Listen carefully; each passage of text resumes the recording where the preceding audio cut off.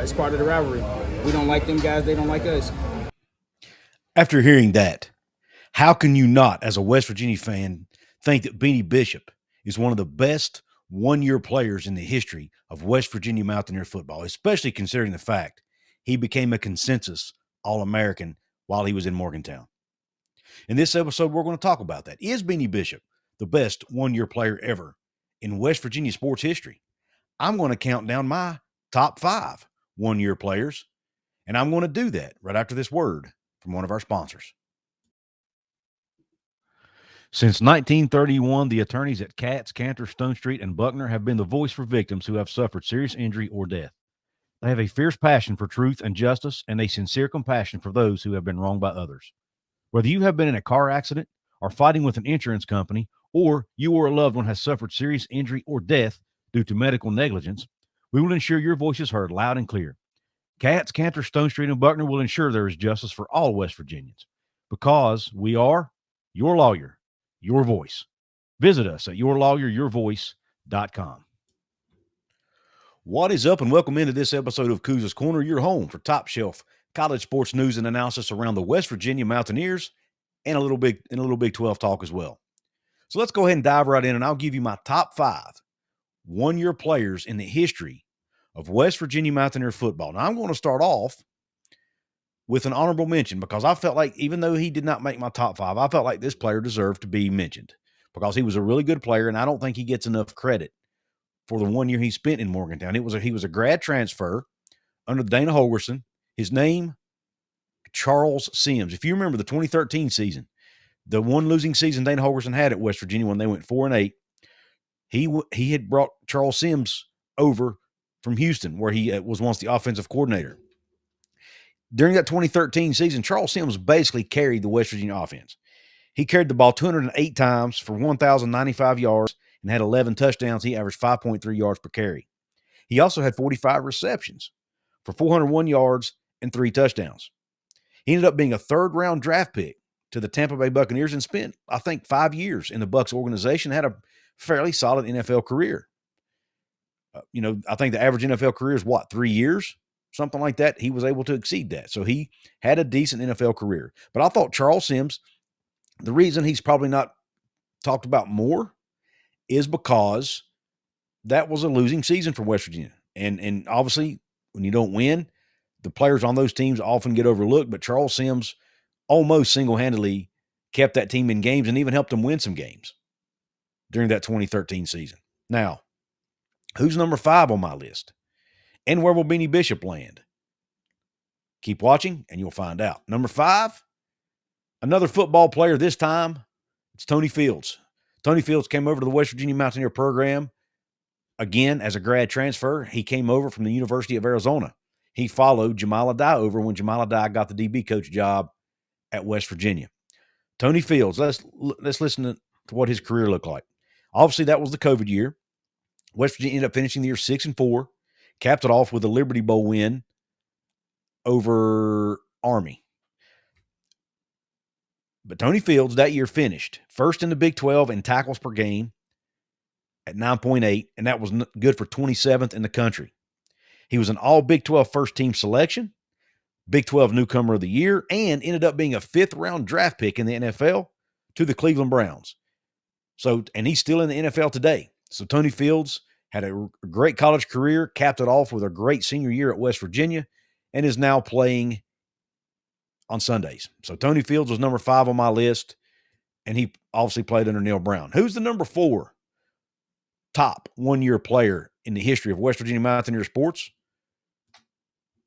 How about Mr. Erik Stevenson? Now, some of you may remember Erik from his crotch grab, but I choose to remember Erik for the great basketball he played under Bob Huggins during the 2022-23 season after he came to West Virginia from South Carolina. Before South Carolina, he spent time at both Washington and Wichita State.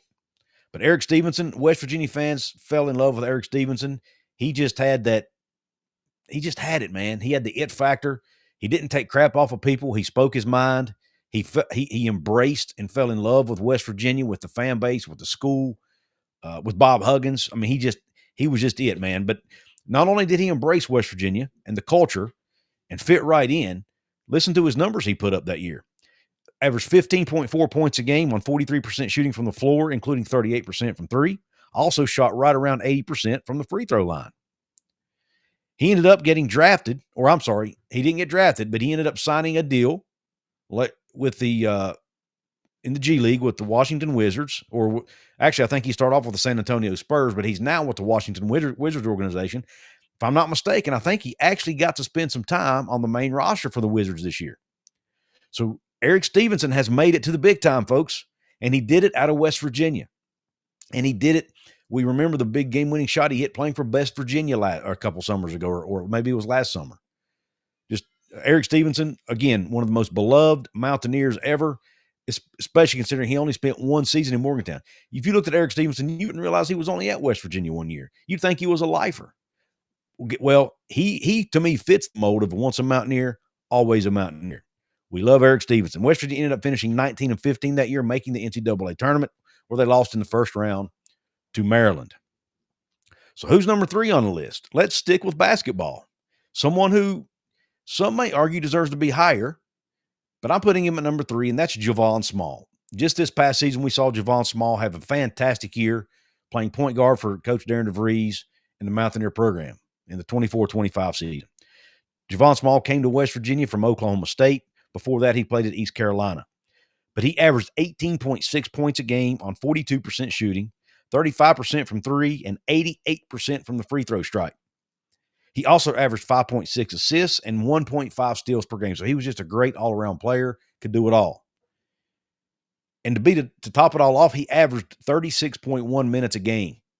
He was playing a ton of minutes, really more than he should have been playing probably. But Coach DeVries, I guess, felt like he couldn't take him off the floor. But Javon Small had one of the best seasons in recent memory of West Virginia basketball. Ended up making the All-Big 12 first team and is one of only 5 West Virginia Mountaineers to make the All-Big 12 first team. A lot of people thought he should have been Big 12 Player of the Year.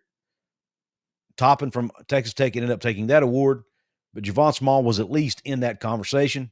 We all know the story. West Virginia missed the NCAA tournament by a hair.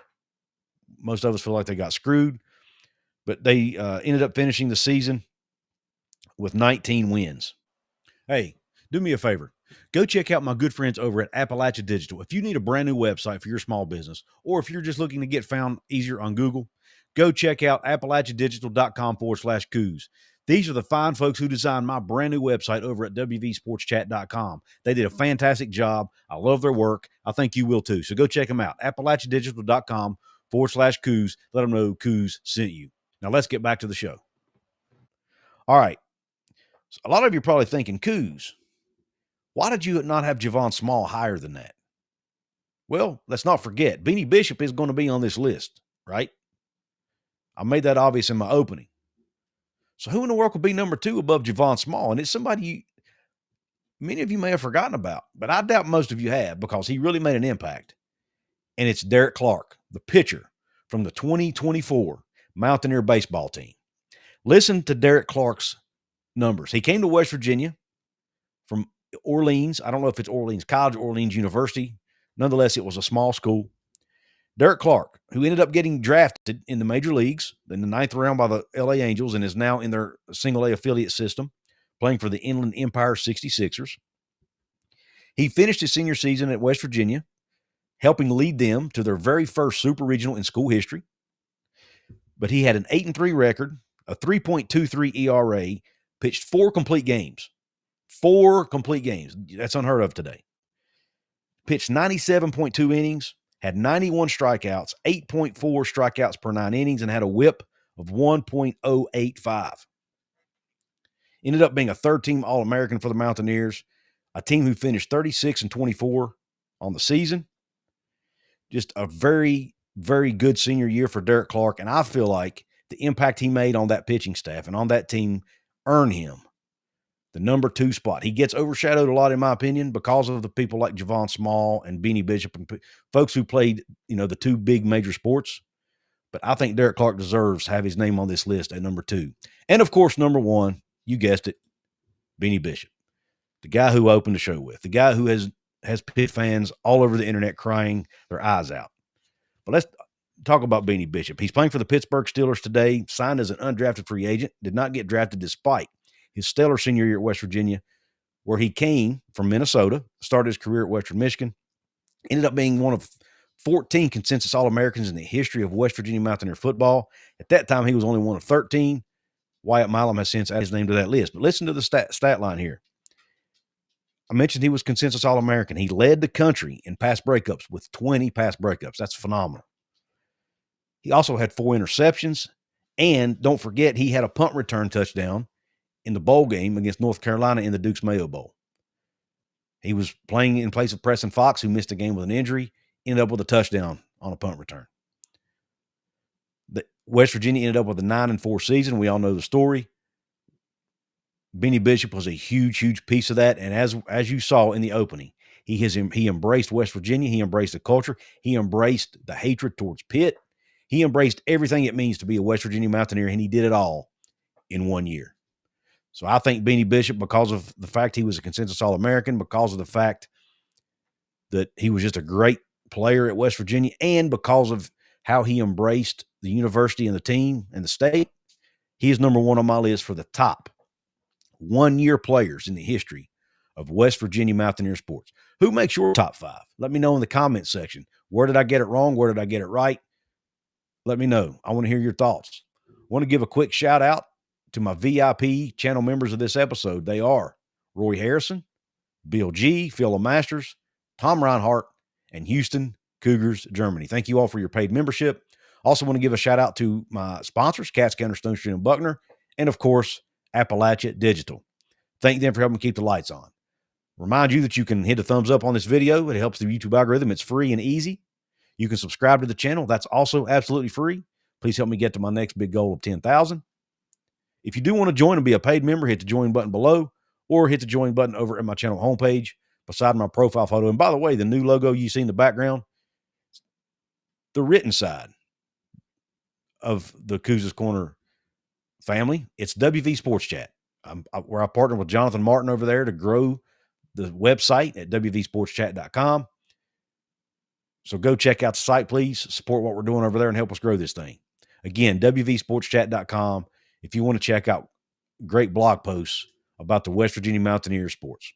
Thank you for tuning into this episode. Hope the rest of your day is top shelf and Q Country Roads.